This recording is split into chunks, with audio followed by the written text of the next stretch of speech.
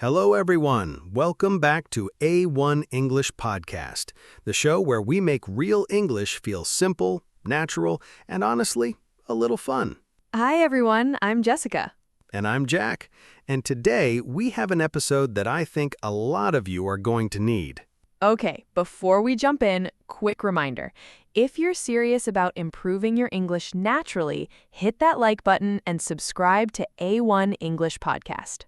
Yes, because every time you subscribe, you're basically telling your brain, I'm committed to learning. And that matters. It really does. Okay, Jack, are you ready for today's topic?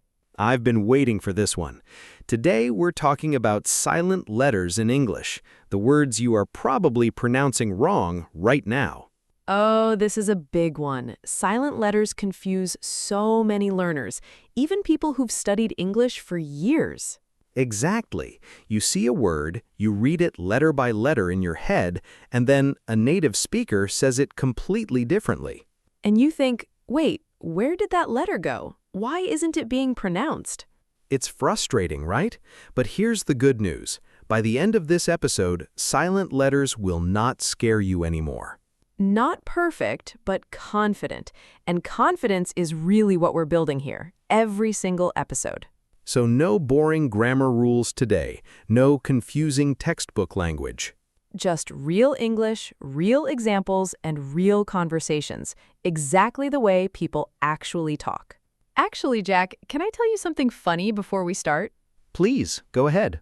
When I first started teaching English, a student once read the word debt completely letter by letter, saying debt, and I honestly didn't understand what he meant for a second. That's such a perfect example. Debt is spelled D-E-B-T, but we say debt. The B just hides in there, silently. Exactly. And that's the whole magic of today's episode. Words that look one way on paper, but sound completely different out loud. And once you know why this happens, and once you learn the common patterns, it genuinely stops being scary. It becomes almost fun, like solving a little puzzle every time you meet a new word. So stick with us for the next few minutes, because we're going to cover a lot of useful, real examples today. Grab a coffee, get comfortable, and let's really dive into this together. All right, Jessica, let's get into it. Okay, Jack, let me ask you something. When you were first learning to read English words out loud, did silent letters ever trip you up? Oh, all the time. I remember seeing the word knife and thinking, why is there a K there? Nobody says the K. Exactly. And that's how most learners feel about silent letters. It looks like the word should sound one way, but it sounds completely different. So let's break this down in the simplest way possible. Silent letters are actually not complicated. The real problem is that English spelling didn't change even though English pronunciation did over hundreds of years. That's such a good way to put it. Basically, English kept the old spelling, but people started saying the words in an easier, faster way. Exactly. So in simple words, a silent letter is a letter that is written in a word, but you don't pronounce it at all when you speak. Perfect. That's honestly all you need to know to get started today. Now, why do people get confused by this? Usually it's because they assume every letter must be pronounced, because that's how many other languages work. Right. And also because English never really tells you which letters are silent. There's no symbol, no warning sign. But today, we're going to fix that confusion together. We'll explain silent letters using real, everyday words, not weird textbook examples nobody actually uses. Because real life is always the best teacher. Absolutely. And once you learn the common patterns, you'll start recognizing silent letters automatically. It becomes almost like a game. You'll look at a new word and go, I bet that letter is silent. And here's something really encouraging.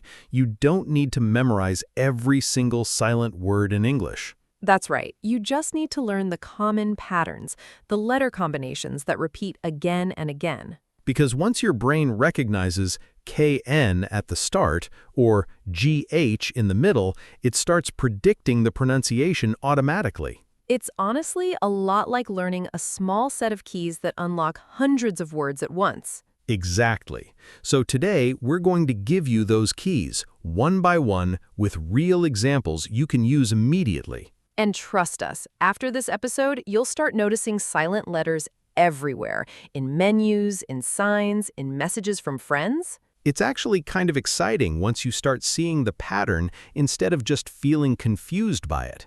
All right, let's talk about our first big pattern, silent K and silent W at the beginning of words. This is super common and trips up so many learners. So here's the rule. When K comes before N at the start of a word, the K is silent. And when W comes before R at the start of a word, the W is silent. Let me give you real examples. Please. Think about the word knife, K-N-I-F-E, but we say it knife. The K disappears completely. And know, spelled K-N-O-W, but we say no. Same sound as the word no, meaning zero. Now imagine you're in the kitchen and you say, "Can you pass me the knife?" You would say, "Can you pass me the knife?" not knife. Perfect. That sounds completely natural. Now here's a mistake many learners make. They say, "I don't know the answer," pronouncing that hard K sound. Oh, I hear that a lot. The K just isn't there in real speech. The correct way is simply, "I don't know the answer," sounding just like the word know with a W on the end. Now, let's talk about silent W. Think about the word write, W-R-I-T-E, but we say write without any W sound. And wrong, spelled W-R-O-N-G, pronounced wrong. So imagine you're texting a friend and you say, "I need to write an email." You'd say, "I need to write an email." The W just melts away. And notice something interesting? Write and write actually sound exactly the same, even though they're spelled completely differently and mean different things.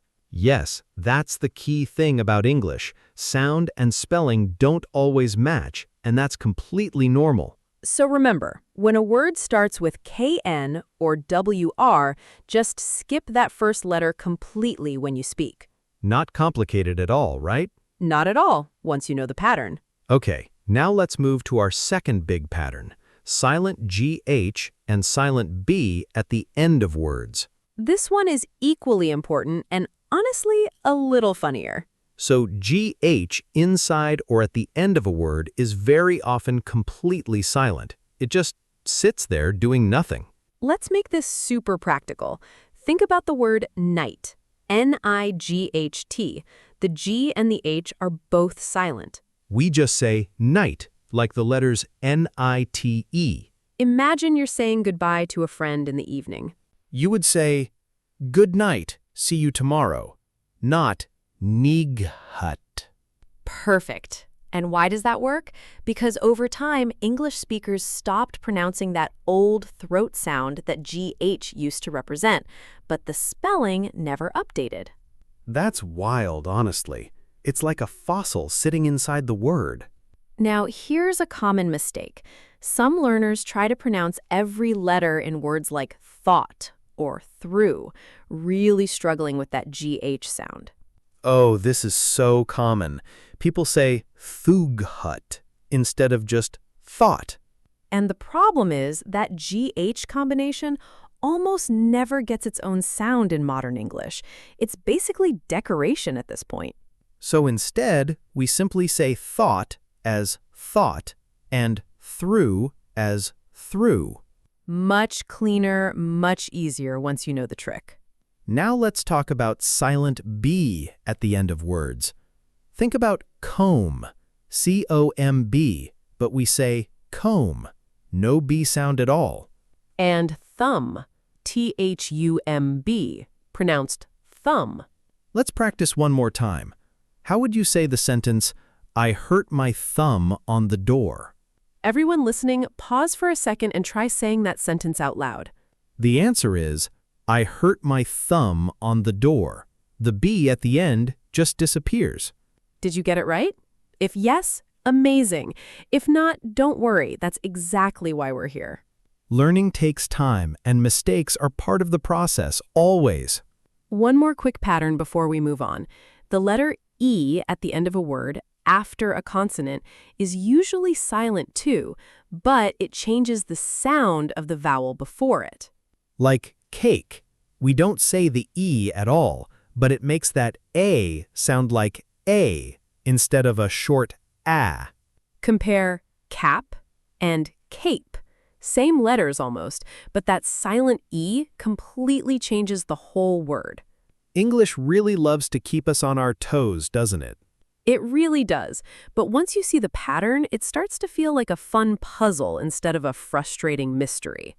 Before we move on, let's cover a few more silent letter patterns, because there are some real surprises here. Oh yes, this next one always shocks people. Silent H at the beginning of certain words. Think about the word hour, H-O-U-R, but we say hour. The H completely disappears. And honest, H-O-N-E-S-T,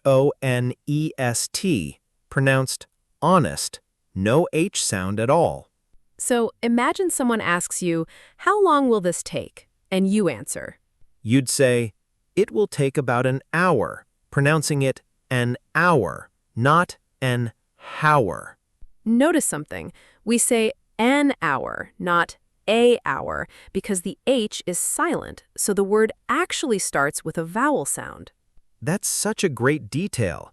The grammar rule follows the sound, not the spelling. Exactly. Now let's talk about silent T, especially in words like listen and castle. Oh, I love this one. Listen is spelled L-I-S-T-E-N, but we say listen. The T just vanishes. And castle is spelled C-A-S-T-L-E, pronounced castle. Again, no T sound. Imagine you're telling a child to be quiet and pay attention. You'd say, please listen carefully, pronouncing it listen carefully, nice and smooth. Many learners try to pronounce that T hard, saying listen, but that sounds unnatural to native ears. Exactly. Now, one more surprising pattern, silent U after G in words like guess and guitar. Right. Guess is spelled G-U-E-S-S, but the U does nothing. We just say guess. And guitar is pronounced guitar with no U sound in the middle. So if a friend asks what instrument you play, you'd say, I play the guitar, pronouncing it guitar smoothly. That silent U is basically just there to keep the G sounding hard, like in go, instead of soft, like in giant. English is so sneaky sometimes, using silent letters just to control other sounds. It really is, but once you understand the logic, it stops feeling random. Let's do one final bonus pattern, silent G before N, in words like sign and design. Yes, sign is spelled S-I-G-N, pronounced sign, rhyming with nine. And design is pronounced design, with that G totally silent again. Imagine you're at a restaurant and you need to sign the receipt. You'd say, can I sign here, pronouncing it sign, not S-I-G-N. See how many of these patterns exist? But honestly, once you learn 10 or 12 of them, you start noticing them everywhere. It really does become automatic with practice, I promise you that. All right, Jessica, let's talk about the biggest mistakes learners make with silent letters. Yes, because mistakes are actually fantastic teachers if we look at them the right way. Mistake number 1, pronouncing the L in words like walk and talk. Oh, I hear this constantly. People say walk instead of just walk. The correct way is simply walk and talk, with a soft, rounded vowel sound and absolutely no L. And why does this happen? Because in these specific words, the L before K softened away over time, even though it stayed in the spelling. Mistake number 2, pronouncing the P in the word receipt. This one is tricky. It's spelled R-E-C-E-I-P-T, and people naturally want to say that P sound. But the fix is simple. It's receipt. The P just isn't there. See? Not scary at all once someone shows you the actual sound. And the last common mistake, pronouncing every letter in the word Wednesday. Many learners think it should sound like Wed-nez-day, following the spelling exactly. But actually, native speakers say Wednesday, completely dropping that middle D sound. The right way is Wednesday, nice and smooth, no extra syllable. Now, if you've been making these mistakes, don't panic at all. Everyone makes mistakes with silent letters. Even native speakers get confused with unusual or borrowed words sometimes. The important thing is to keep speaking and keep trying even when it feels awkward. Silence is worse than a wrong sentence. Always remember that. So true. The more you speak, the faster these patterns become automatic. Let's add 2 more quick mistakes because I think these will really help people. Good idea. Mistake number 4, pronouncing the D in sandwich. Oh, this one is everywhere. People say sandwich very clearly with a strong D sound. But actually, in fast, natural speech, it often softens to something closer to sandwich with a much lighter D. It's not wrong to pronounce the D a little, but native speakers usually blend it, so don't panic if you can't catch it every time. And the last mistake, pronouncing the S in island. This one surprises everyone. Island is spelled I-S-L-A-N-D, but the S is completely silent. We simply say island, like the words I and land put together. The right way is island, smooth and simple, no S sound at all. It's funny, English hides letters in the strangest places sometimes. It really does, but that's also what makes this language so interesting to explore. Okay, let's put everything together now. Yes, let's make this really practical and real. Imagine you're telling a friend about your morning routine. What would you say? First, you might say, I woke up and I couldn't find my comb, pronouncing it comb, no B sound. Then you could say, so I decided to write a quick note before I left, pronouncing right exactly like right. And finally, you might add, honestly, I don't know why mornings feel so complicated, pronouncing no just like no. See how natural that sounds when you put it all together? This is real English, not the slow, robotic textbook version. Now, everyone listening, I want you to try something right now. Pick one sentence from today's episode and say it out loud, even if you're completely alone. Say it out loud, even if it feels a little strange at first. Practice really does build confidence, step by step.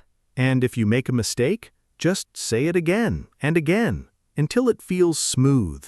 That's genuinely how learning works for every single one of us. Let's try one more full example together, just to really lock this in. Great idea. Imagine you're telling a story about a trip to an island. You might say, last summer I visited a small island, and honestly, it was the best hour of my whole trip. Notice how many silent letters just appeared in one sentence, island with a silent S, and hour and honestly with a silent H. And you didn't even have to think about it because your ear already knows how it should sound. That's the goal, really. Not memorizing rules forever, but training your ear until it feels automatic. Once it feels automatic, you stop translating in your head, and you just speak. And that, honestly, is when English starts to feel like a real living language, instead of the subject you're studying. Okay, before we wrap up, let's do a super quick quiz, just for fun. I love this idea. Everyone listening, get ready to test yourself. Question 1. How do you pronounce the word honest? Pause the audio and say it out loud. The answer is honest. The H is completely silent, remember? Question 2. How do you pronounce the word guitar? The answer is guitar, with a silent U right after the G. And question 3, a tricky one. How do you pronounce the word island? The answer is I-land. That sneaky silent S strikes again. How did you do? If you got all three, congratulations, you're really getting the hang of this. And if you missed one or two, that's totally fine too. Just replay this section once more and it will click. Repetition really is the secret weapon for pronunciation, more than anything else. Absolutely. Little by little, these patterns will become second nature to you. All right, let's quickly review what we learned today. First, we talked about silent K and silent W, like in knife, no, right, and wrong. Then we explained silent GH, silent B, and silent E, like in night, thumb, and cake. We also covered common mistakes, like adding an L sound in walk or a P sound in receipt. We even explored some bonus patterns, silent H in hour, silent T in listen, silent U in guitar, and silent S in island. That's a lot of ground covered today, and honestly, you should feel proud for sticking with us through the whole episode. And most importantly, we practiced using these words in real, natural sentences. Remember, you don't need to be perfect with your pronunciation. You just need to be confident, curious, and willing to keep trying.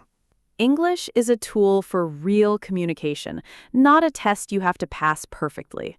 So speak, make mistakes, laugh about it, and keep improving, one word at a time.